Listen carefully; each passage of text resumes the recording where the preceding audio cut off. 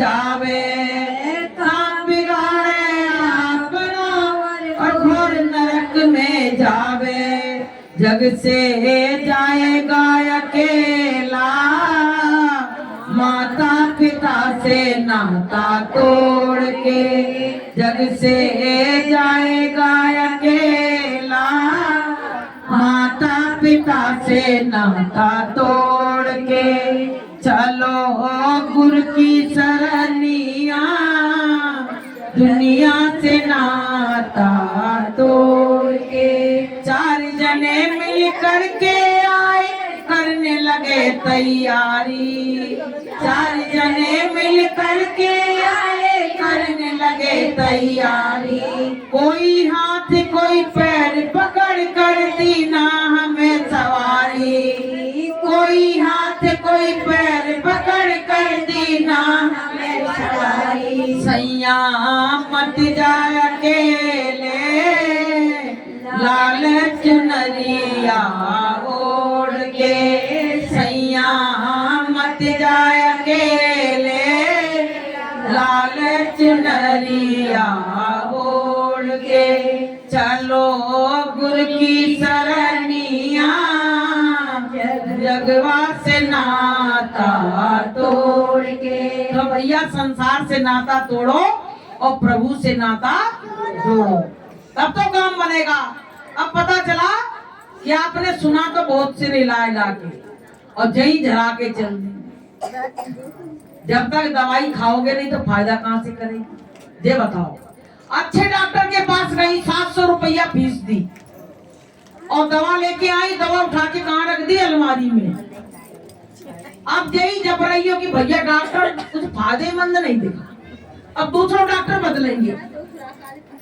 अब पत्नी आई, पत्नी ने कहा ये बताओ कि दवा लाए तो दवा का खाली, अरे दवा वाला अलमारी में रखी है। तब पत्नी ने कही फायदा कहाँ से करेगी, कहाँ से फायदा करेगी। अब आप ये कौन सत्संग में गए, वहां तो भाई समझे में कुछ नहीं आया, तो भैया दूसरे में चली जाना। अब दूसरे में नहीं आया तो तीसरे में चली जाना। ऐसे जाते जाते एक दिन जीवन खत्म हो जाएगा और कुछ हाथ पल्ले लगने वाला नहीं है। इसलिए प्रेमी भाई बहनों, अच्छी अच्छी बात को ग्रहण कर लो और बुरी बातों को यहीं छोड़ जाओ। कि सार सार को गए लिए और थोथा दे बहाए, और साधु वैसा चाहिए जैसा सूप। सार सार को ले लो भाई। गुरु की शरण जरूरी है। जिनने गुरु नहीं बनाया, पता है जो इसमें निगुरे कितने लोग बैठे हैं जिनने गुरु नहीं बनाया।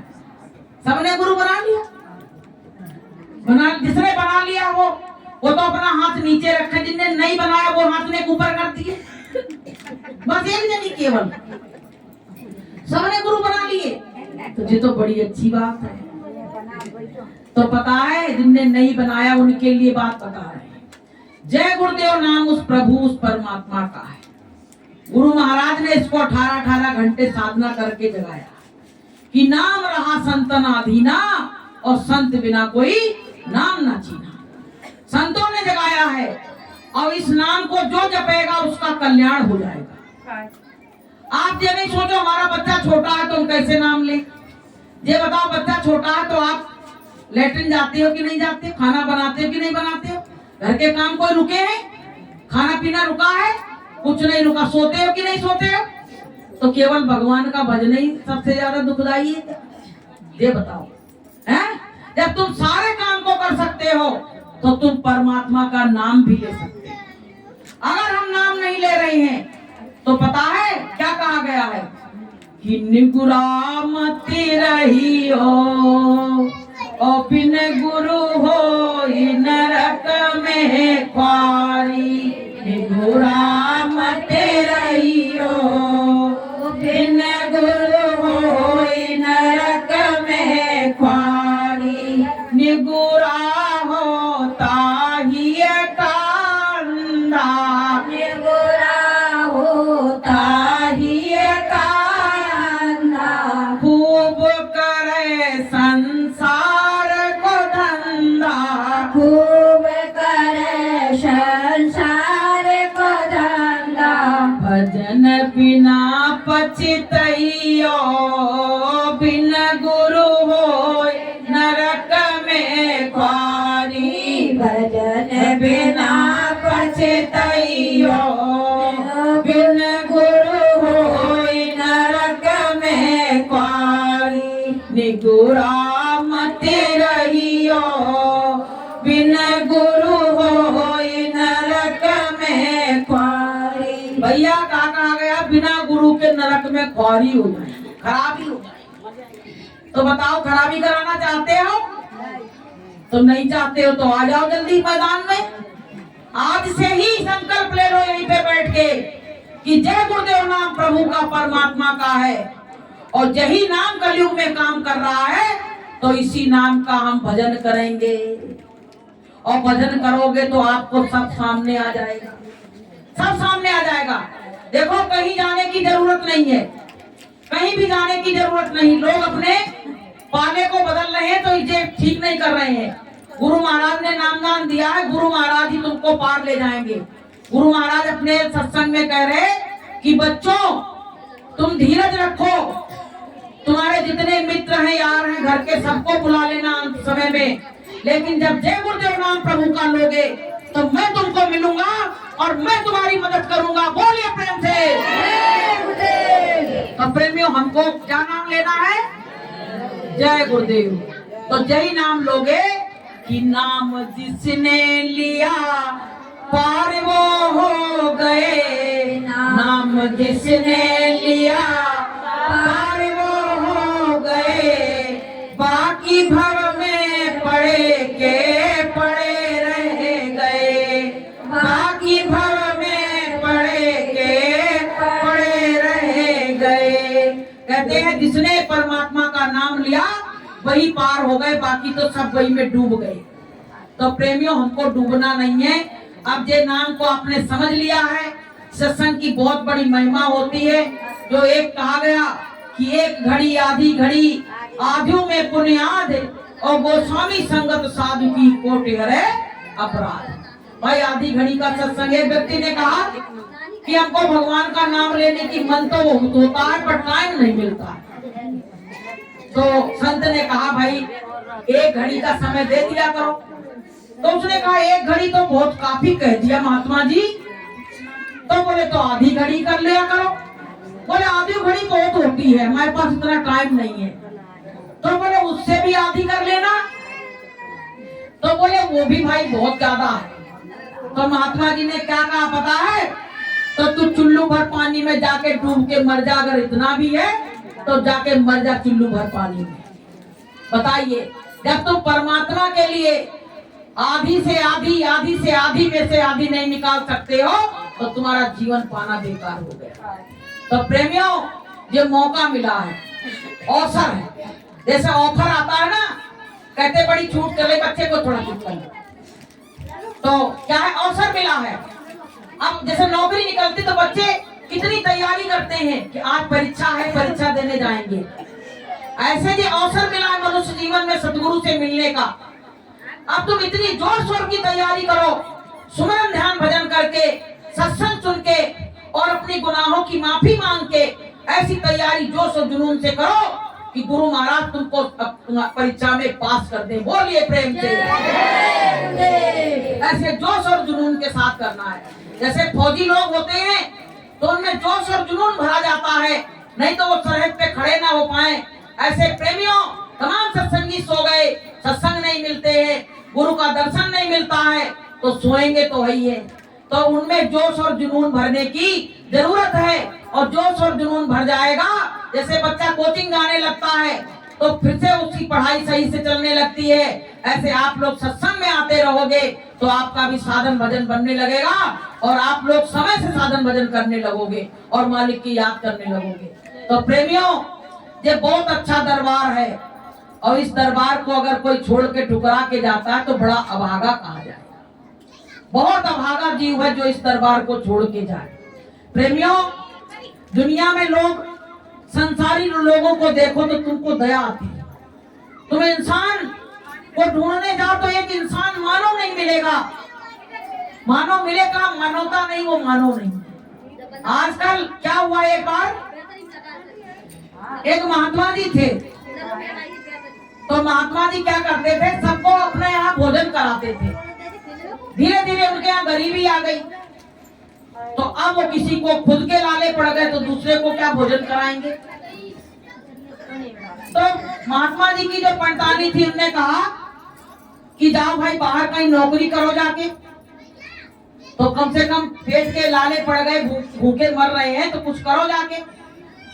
महात्मा जी निकले तो महात्मा जी को कुछ करने नहीं आता था करते। अब भैया महात्मा जी गए तो महात्मा जी को एक जगह नौकरी लग गई। अब वहाँ काम ही नहीं करना है कि महात्मा जी ने शुरू से वही पत्रा बांटे थे, कुछ करे नहीं था। अब पंडिताई कोई कराए नहीं महात्मा जी से, तो महात्मा जी ने क्या किया, देखा कि एक झांका तो एक कुआं था, तो उसमें प्यास लगी तो पानी के लिए जैसे वो डाला उसमें बाल्टी, तो उसमें देखा झांक के तो उसमें 3 जीव बैठे, एक तो शेर बैठा, और एक बैठा आदमी, और एक बैठा सांप। तो वो महात्मा जी से कह रहे, महात्मा जी तुम हमें निकाल लो बाहर। महात्मा जी ने कहा कि कैसे निकालें इनको, तो उन्होंने बाल्टी डाली, तो बाल्टी में एक बार तो आदमी को निकाल लिया, फिर एक बार शेर को निकाल लिया, एक बार फिर डाली तो सांप को निकाल लिया।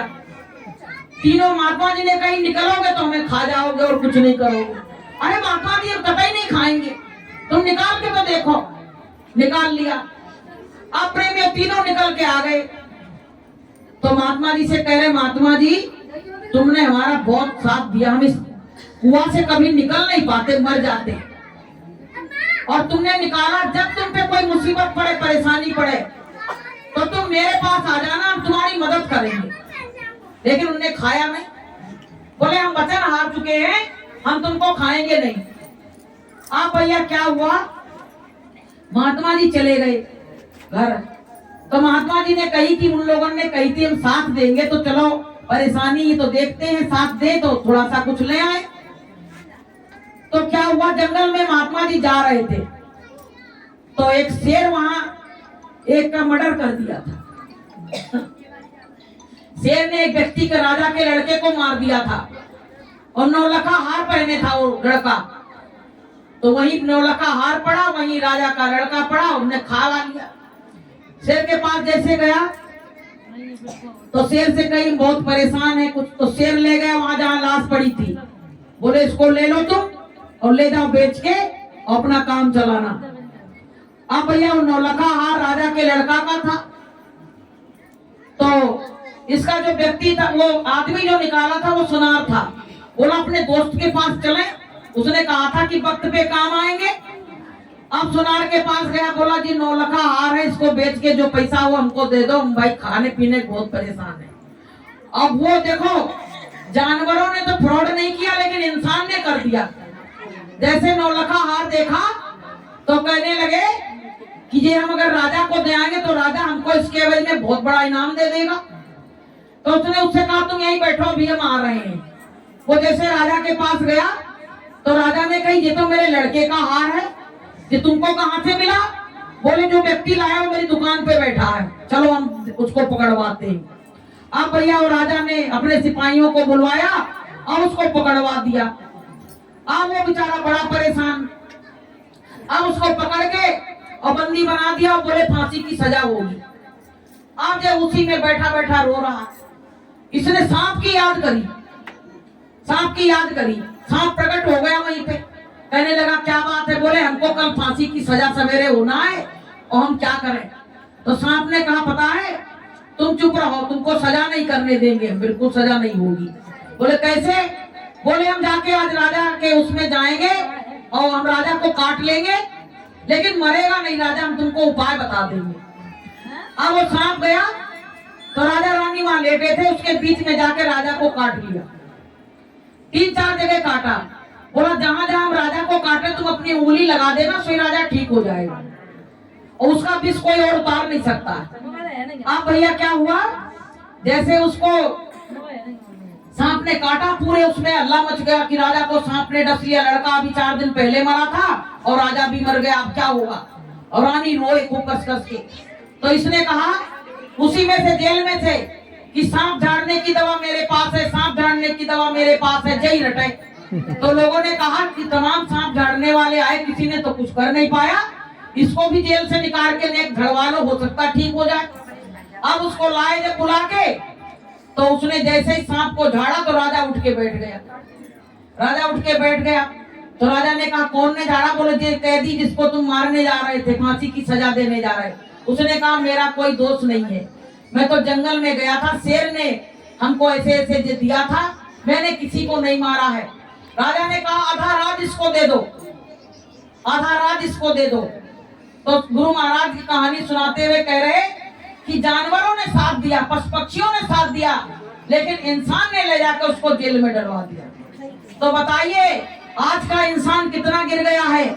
उसके साथ चाहे जितना अच्छा करो, लेकिन अंत समय में तुमको डसने के लिए बैठा है, तुमको डसने के लिए बैठा है। इसलिए प्रेमी भाई बहनों, किसी भी इंसान पे इतना विश्वास मत करो कि जब विश्वास टूटता है तो बहुत बड़ा दुख होता है। तो विश्वास करना है तो परमात्मा पे करो।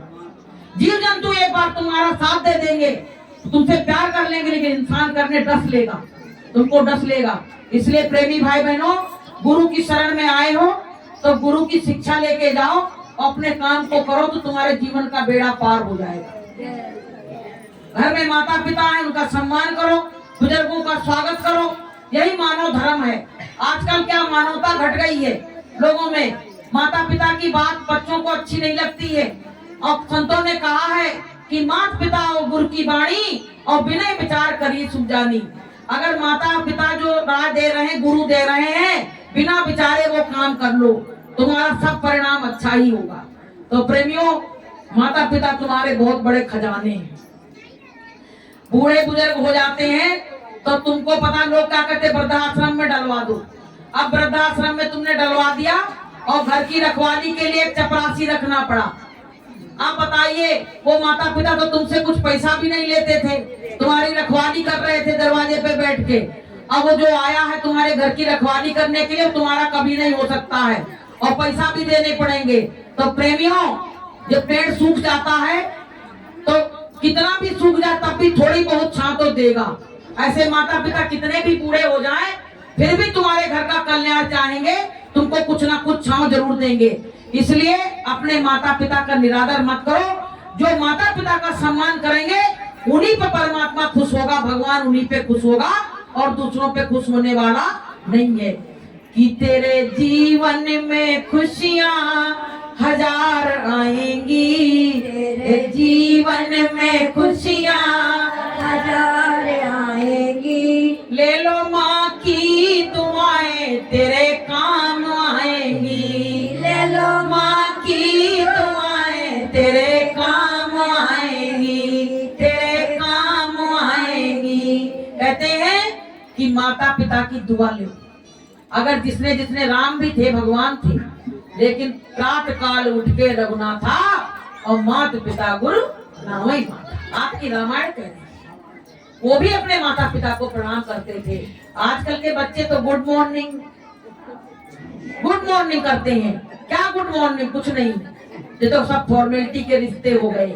बच्चे चरण स्पर्श करें तो उनका आशीर्वाद भी निकलता। अच्छा एक बात बताओ, गुड मॉर्निंग जो जो कहता है उसके लिए कोई कहता है कि बेटा लंबी आयु जियो, दीर्घायु जियो, दूसरा कोई कहता है? गुड मॉर्निंग का मतलब गुड मॉर्निंग।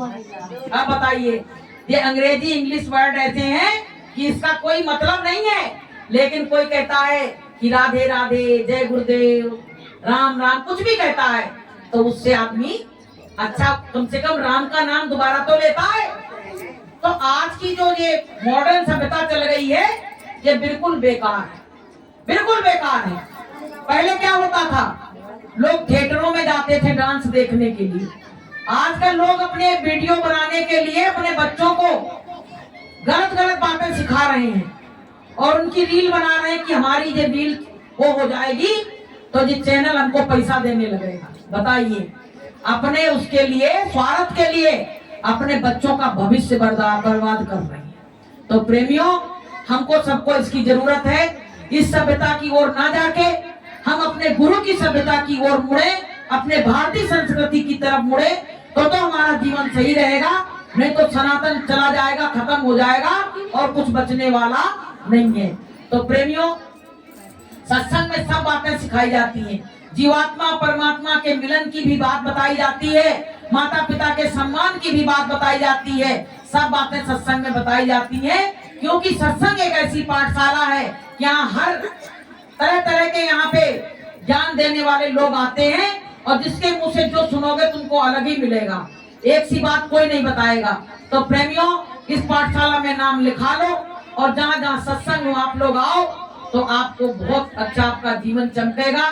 नहीं तो आपका जीवन एक दिन जैसे ध्रुव तारा है, चमक रहा तो लोग उसको क्या देखते, कहते ध्रुव तारा चमक रहा है। इसी तरह से आप भी चमकोगे अगर सत्संग में आते रहे तो, और सत्संग में नहीं आए तो उन तारों की तरह डूब जाओगे, आपका भी कोई नाम लेने वाला नहीं रहेगा।